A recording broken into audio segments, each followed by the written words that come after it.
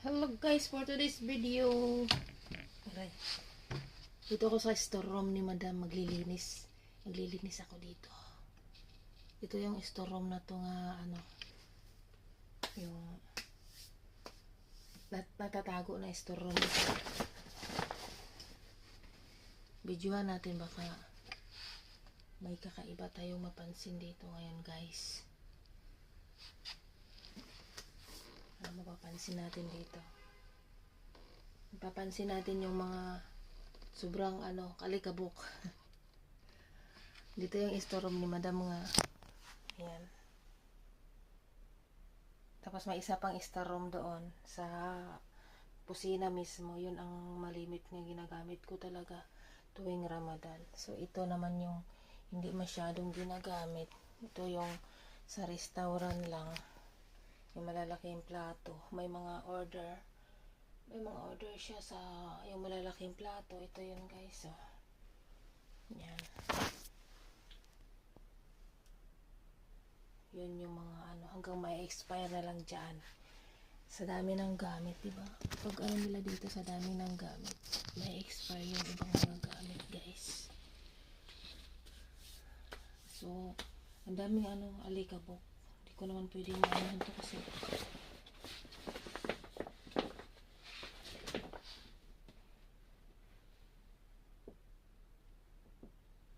ay, nandito yung ibang tray. Sino ba kasi naglagay mo ito?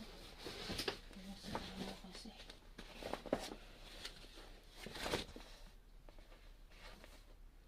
Tapos nandito din yung ibang hinahanap ko nga